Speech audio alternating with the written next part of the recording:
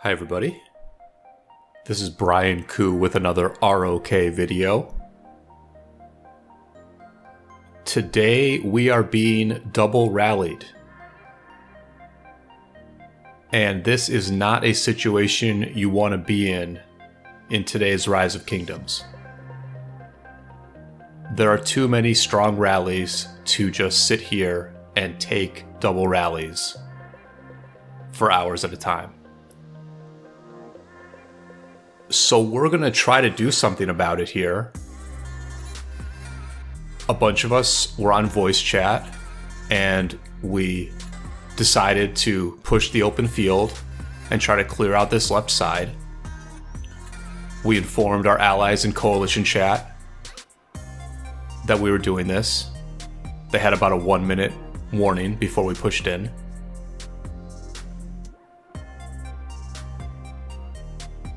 And this is a tough situation. We are heavily outnumbered. We don't have a lot of big whales here to lead this push out.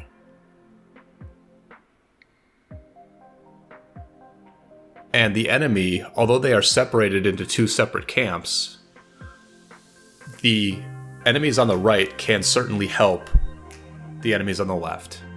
They have to be a little careful, but they target one of our portraits, they move over, they do damage, walk away, rinse, repeat.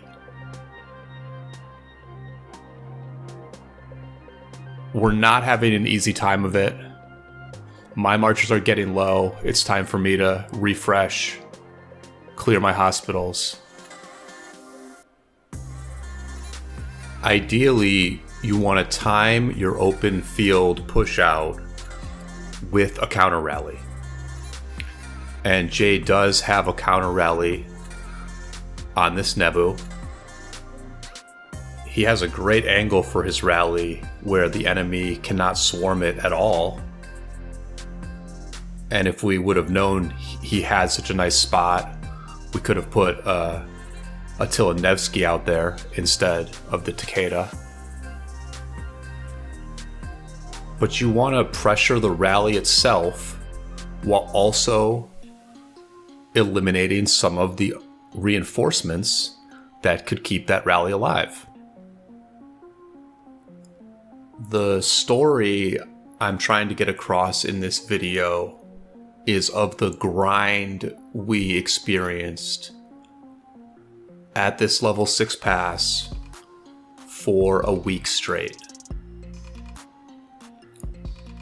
Which is that we often did not have enough open field to clear the enemy side of the pass and hold the pass in that relaxed way that you get when you're just controlling the open field and the enemy can't even approach the pass, much less do anything to it.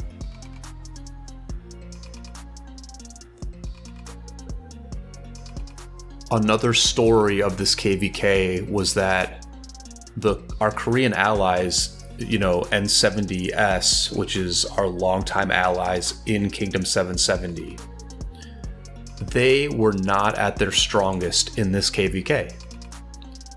Their leader captain was less active than she normally is, and it didn't seem like other people really picked up the slack. And what often happened is they just fell back into this Garrison rhythm where they just filled garrisons, whether it was a pass or a fort, and let the enemy dominate the field.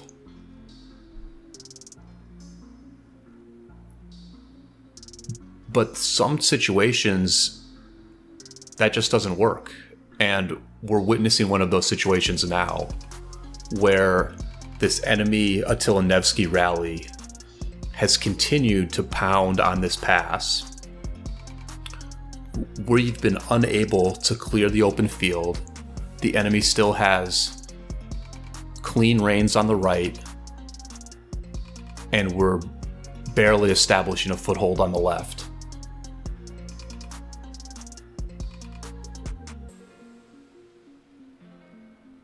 The enemy on the right is having no trouble targeting us. You see one of their murder balls drifting over right now. They're able to do damage. They're able to pull back out.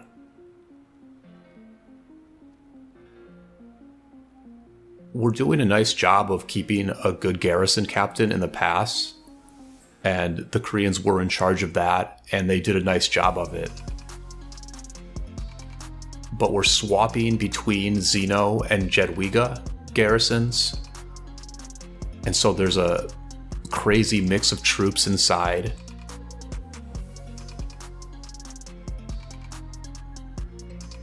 The enemy is gaining confidence as they push us back, as whatever we were attempting is starting to fail. And one thing to look at here is just how few marches we have pushing out. And what a just ugly situation it looks like. I mean, who would want to walk through this pass and attack into, 100, 150 enemy marches? It's not an appealing situation, and so a lot of people just stand back and watch the fight happen. By this time, the enemies on the left have brought their next rally to the pass. It's an XY-Nevsky that is just dominating our garrison. And we should be able to swarm this XY-Nevsky down. In any normal situation, you just swarm the XY-Nevsky rally down, and you're done with it. But who do we have to swarm this rally? Is it going to be my 5 marches that are all yellow health? Is it going to be one of the other 3 or 4 players who are just trying to stay alive on the enemy side of the pass? We lacked weapons here. We simply did not have a big enough army, and our enemies wrecked us. And we've left about 10 to 15 of our own marches abandoned on the enemy side. Here's the XY-Nevsky rally. I think that's an earlier rally actually, because I don't remember that rally dying.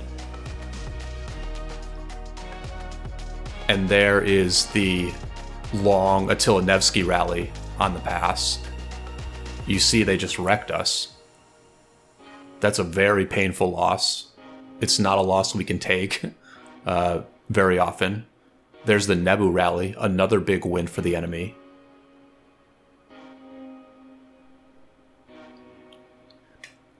This is going to be one of those videos where I show us getting our butts kicked. Sure, it's more enjoyable to show all the wins, but you've got to show some of the losses if you want to tell the whole story. We're so behind the 8 ball here that we don't even have a garrison in the fort. I throw a siege garrison in there.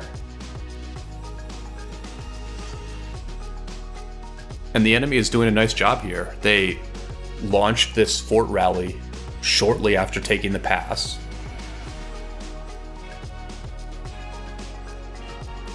Rise of Kingdoms is a snowball type of game. You get the ball rolling and it builds up. When people are winning fights, they keep fighting. And when people see a snowball heading towards them, the tendency is to run away.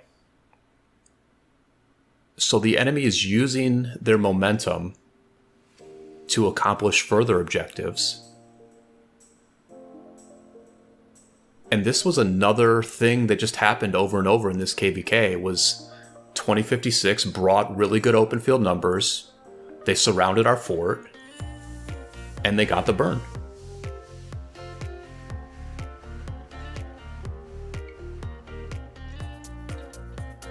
Here's the report on that fort. It's all siege. It's all siege on our side. versus cav on their side, so it's not that devastating. But let's look at another one here.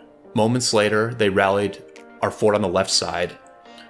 And look at how light our open field is at this point in the fight. I'm again the first one to engage. My attitude is first one in, first one to retreat.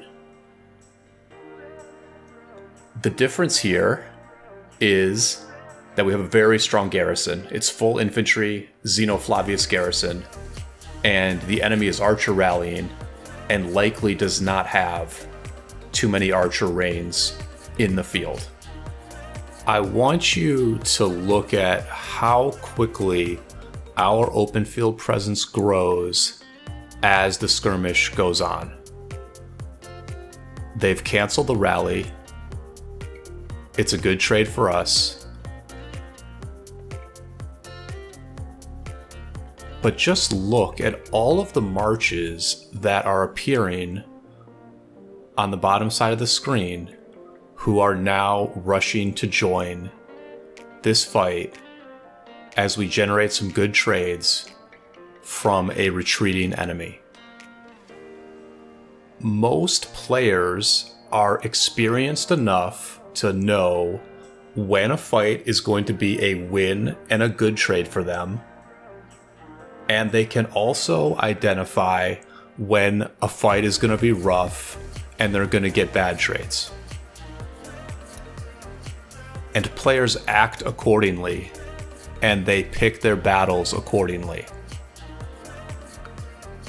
I'm not saying that's the right way to think about this game, but I am saying that's the way the game is played. And so you have to go with the flow, and you have to manage the flow to the best of your ability.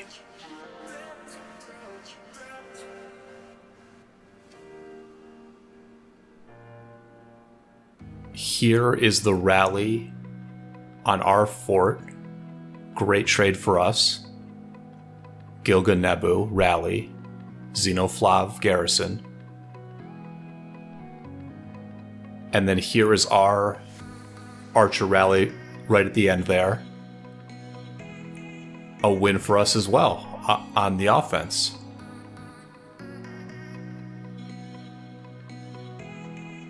And this is the pattern that we settled into here.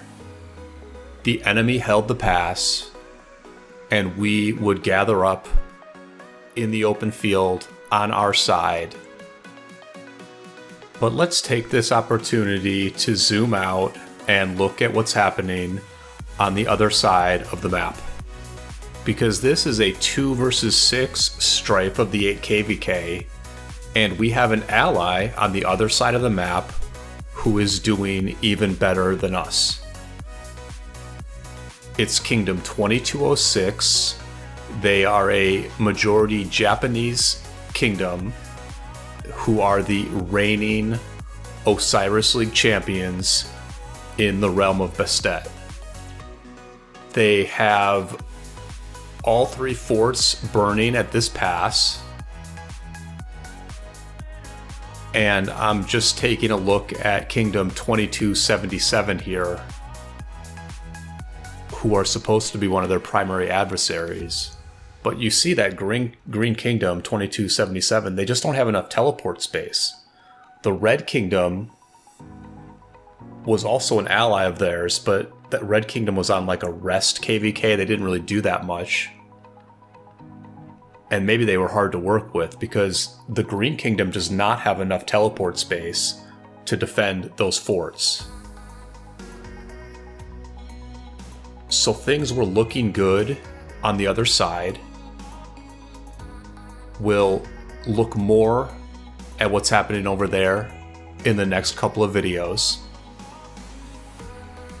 And until next time, I will see you all on the flip side.